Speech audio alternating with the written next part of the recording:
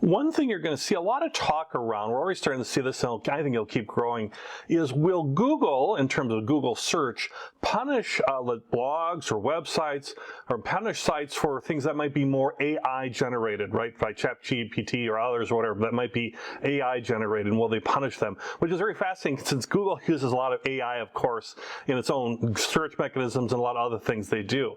But there's talk about whether, what Google doesn't want to have happen is things where people are producing a lot of content that's really spam oriented, that's just copy paste from like ChatGPT, that's not real valuable. Google wants people, when they do a Google search, to find the information they're looking for, that they stay on those pages longer, that they find good quality content, so they'll keep using Google as opposed to Bing or somebody else, right? So that's why they're dominant in search. So with that, let's look at some ideas around, how can we, approach this, and how can we work through this and understand this a little better. First thing is, if you're using the AI like ChatGPT to kind of generate outlines or things, and you're really adding in a lot of your own stuff, your own personal examples or your own things, or rewriting some parts, you're going to be fine, right? Because you're starting to use a little basis of AI, but you're really in that full creation mode. But I'm going to show you some sites that you can use to check, well, am I showing up as maybe something that might be a problem here with AI? So let's take a look at these sites that we can kind of use to kind of work around this or work through this a little bit as well too.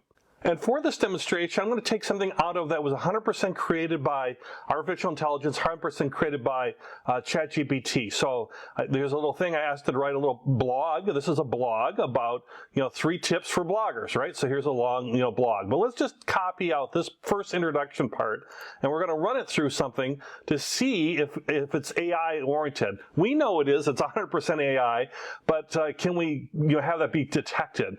So writer.com has a free AI content detector. You can only paste in so much to get a little bit to get detected, and there's a paid version too. You can try it for free, but there's a paid version where you could paste like a whole document or something. But you could do little parts at a time. If you wanted, let's say, check a 4-paragraph blog, you could do 2 paragraphs at a time or something. So what it's doing is it's looking to see if search engines might penalize your page ranking if they detect content that might be entirely AI produced. So what you do is you paste you're going to copy and paste in, Control V, copy and paste in that little bit that's 100. We know it's 100% AI, and then it's going to give us a detection score, right? So we can kind of see where we're looking at here. And we like to see this be above like 90%, 95%. Human-generated content is coming back 35%. So this would be danger if this ever got to that point where where AI is going to get flagged and make your site rankings go down, or you get penalized from Google where it won't send as many people there because it's showing 100% AI content. 35% human-generated would be in the danger zone. So what can we do with this? Well, we could just all rewrite it ourselves, of course, and then it'd be 100% human-written, right? Otherwise, another thing you could do is go to a paraphrasing tool, and I like this one. Quillbot is, and I'm sure there's some others out there, but this one I'm familiar with, and a pretty common one, Quillbot, where we'll take that paragraph that we wrote here, that we copy and pasted in directly out of ChatGPT, and it's going to basically paraphrase this. It's going to use this paraphrase button, and it's going to paraphrase it, and on the right-hand side, it's going to give us the results. So we just paste our text. So this is our original 100% AI generated. We're going to click paraphrase here, and then you'll see on the right where it's changing this into a paraphrase. So it says starting a blog can be exciting and rewarding experience. Here it says it can be thrilling and satisfying to start a blog, but it can be difficult. So you can see the parts here that are being basically paraphrased or rewritten. It's still communicating the same thing, just in a different manner. And then from here, you can make adjustments from there and write stuff or rewrite it, but it gives you an idea. Up here where it says synonyms, you would slide it to the left for fewer changes. It'd be more accurate to what you put in originally. And if you wanted a lot of changes, you would slide to the right here, and it'd be less accurate to what you put in. Usually you want to be a little bit left to center, may not all the way, but a little bit left to center is kind of the default. But you can play around with that. All right, so we have this paraphrase. Let's run it back through our AI checker and see what this score is showing up, right? We know this is still 100% AI written, but let's see if this improves our score. So I copied and pasted that in there. Control C to copy, Control V to paste. So we were at 35%. Let's hit Analyze Text and see if that number goes up. It went up to 70%, still not great, but it went up to 70% just by using this paraphrasing tool. And you can rephrase different parts of this again. You can go right into one little part and say, I want to rephrase that starting point, and it'll give me some options there, right? So maybe instead of, it can be thrilling, I could say the process of starting a blog can be exciting and gratifying, right? So maybe that would change my number. See how I just changed a little bit there, rephrased it again. See if that does anything different quickly here.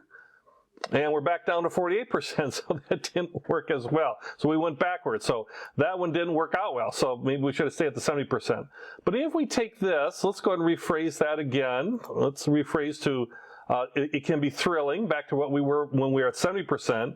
And maybe we want to put in some of our own text. I'll add that appear there, but it can be difficult and stand out in the crowd. Here are 3 pointers to help you. Well, here are 3 pointers, and that maybe I could go in here and say, that really helped me. Now I'm getting original content, really helped me, and I hope it will help you as well to start a profitable blog.